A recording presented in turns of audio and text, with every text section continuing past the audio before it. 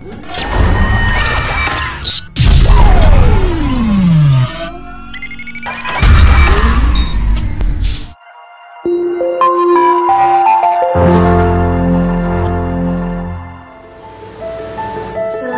warahmatullahi wabarakatuh.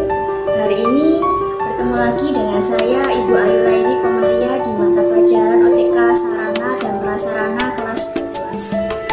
Hari ini kita akan melanjutkan materi di bab berikutnya. Jadi tolong siapkan buku, catatan, dan alat tulis.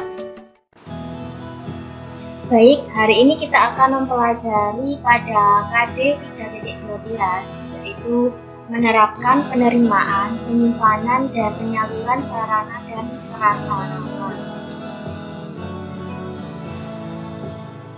Penerimaan sarana dan prasarana. Penerimaan disebut juga dengan receiving. Nah, kegiatan penerimaan adalah menerima barang atau jasa secara fisik dari suatu perusahaan, pabrik, atau distributor yang disesuaikan dengan dokumen pemesanan dan pengiriman yang sesuai dengan persyaratan penanganan barang. Jadi, penerimaan merupakan segala awal arus barang yang bergerak di gudang suatu perusahaan atau kantor. Jadi sudah jelas ya, ketika ada suatu penerimaan barang, seorang pegawai atau karyawan itu harus melakukan pengecekan barang terlebih dahulu. Pengecekan barang mulai dari apa? Mulai dari fisiknya. Barangnya ada berapa? Jumlahnya ada berapa? Spesifikasinya apakah benar atau tidak? Nah, semuanya itu juga dilihat dari dokumennya. Jadi ketika ada barang yang datang, pasti ada selembar dokumen yang dilampirkan ketika barang itu datang. Itu harus dicek dulu. Nah, sebenarnya bagaimana sih acuan dasar dari penerimaan barang atau sarana dan prasarana? Yang pertama, harus memperhatikan fisik barang yang diterima. Ini typo ya, kurang merah. Yang kedua, yaitu melakukan dokumentasi penerimaan barang. Yang ketiga, melakukan penanganan penerimaan barang. Kita akan bahas satu persatu. Yang pertama, bagaimana cara memperhatikan fisik barang yang diterima. Nah, ini ada beberapa prosedur saat penerimaan barang. Pertama, dengan memperhatikan prinsip penerimaan barang, yaitu menerima fisik barang itu tidak hanya dengan dokumentasi. Dokumentasi itu maksudnya melakukan pengecekan barang melalui lembar pemesanan. Tidak hanya itu saja, tetapi juga harus memperhatikan barang secara langsung. Jadi, boleh barang itu dibuka dari kemasannya, dicek kondisi barangnya, apakah ada barang yang rusak atau warnanya yang tidak sesuai dengan lembar dokumen pemesanan. Jadi, boleh dibuka, dicek terlebih dahulu. Asal jangan merusak barang. Yang kedua, dari secara fisik, barang itu harus dilihat bentuknya, jumlahnya ada berapa, diraba, apakah ada yang tergores, apakah ada yang cacat, atau ada yang rusak, dan dirasa. Serta dibandingkan juga dengan dokumen pengantaran. Apakah barang tersebut itu sesuai dengan dokumen pemesanan ataupun tidak. Yang ketiga, yaitu melakukan pengecekan atau keseluruhan kondisi barang. Yang keempat, selanjutnya yaitu melihat tanggal kadaluarsa barang, nomor produksi, dan kode produksi apakah sesuai dengan lembar dokumen pengantaran ataupun tidak. Yang terakhir yaitu menghitung kuantitas barang atau jumlah barang berdasarkan dokumen pemesanan. Jangan sampai ketika ada barang yang datang itu tidak sesuai dengan dokumen pemesanan. Kalau misalnya barang yang datang itu tidak sesuai dengan yang dipesan, kita boleh melakukan komplain kepada distributor atau penyedia barang bahwa ada beberapa barang yang tidak sesuai dengan jumlahnya boleh mengajukan komplain. Misalnya kalau sesuai ya boleh barang itu diterima dan bisa langsung disalurkan kepada pembeli ataupun konsumen ataupun langganan dari perusahaan tersebut. Selanjutnya, melakukan dokumentasi penerimaan barang. Pada tahap ini, dokumentasi penerimaan barang itu harus berdasarkan dokumen pemesanan. Kemudian, harus melakukan tahapan pengecekan mulai dari yang pertama, barang yang harus diterima. Misalnya barangnya jumlahnya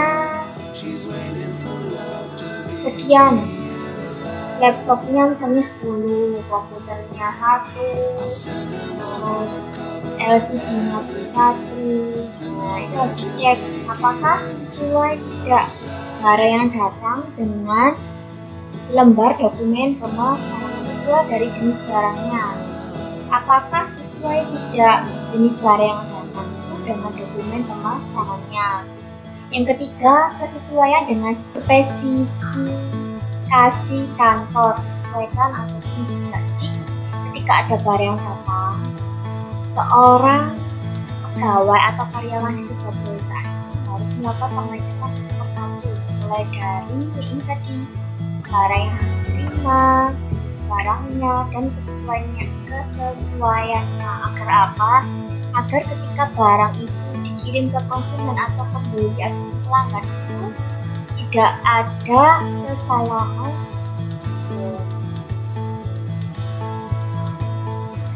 Selanjutnya adalah macam-macam dokumen dalam pengadaan barang dan jasa.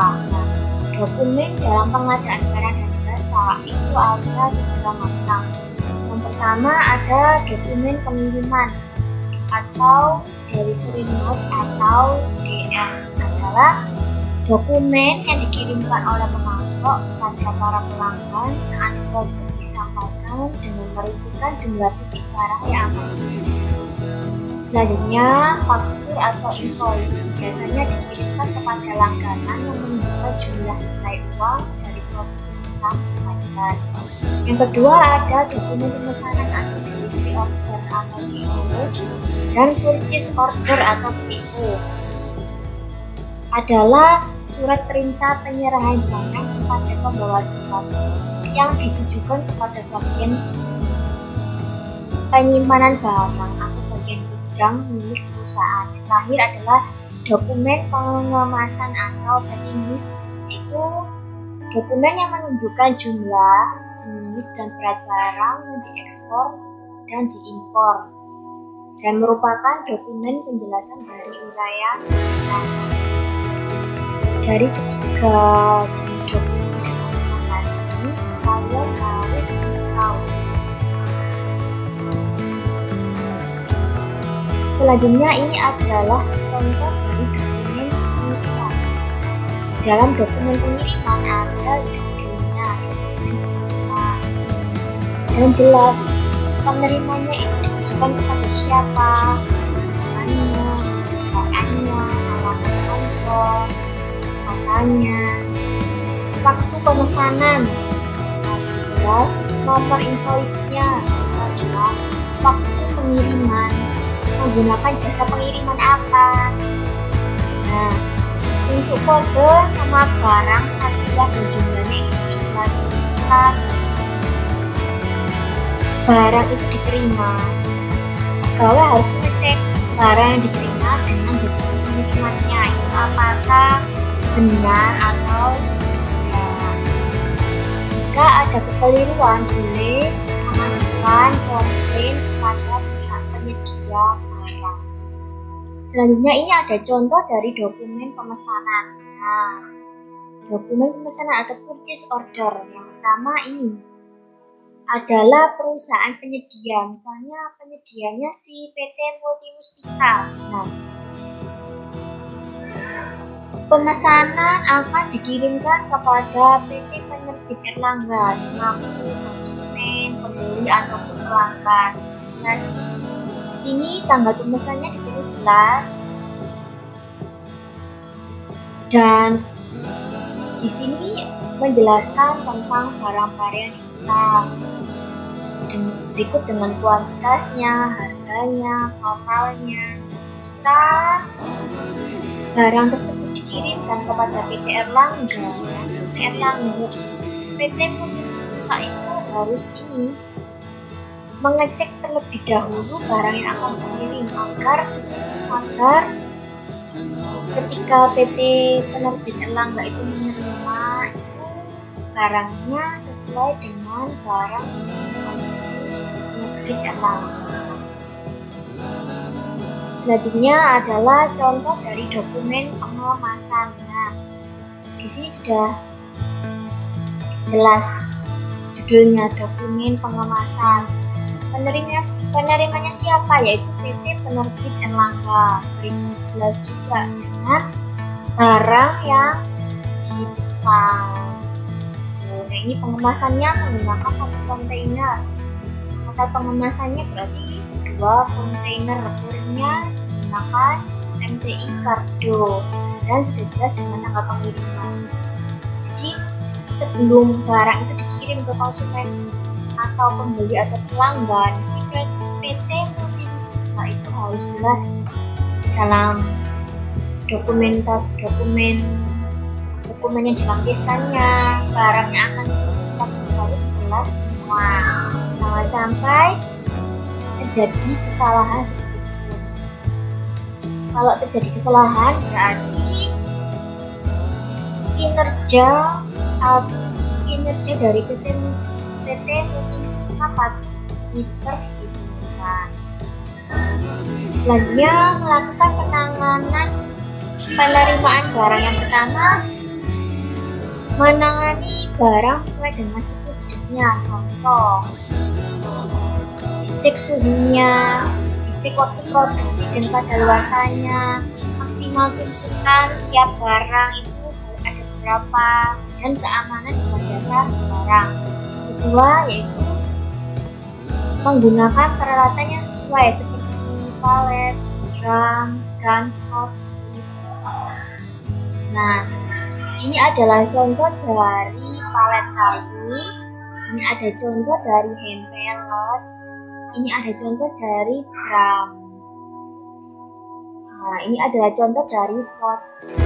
Jadi kalau misalnya ada barang datang, si pegawai yang sebuah perusahaan itu bisa mengangkut barang data menggunakan alat seperti ini. Jadi tidak diangkat dengan tangan kosong, bisa menggunakan bantuan alat dan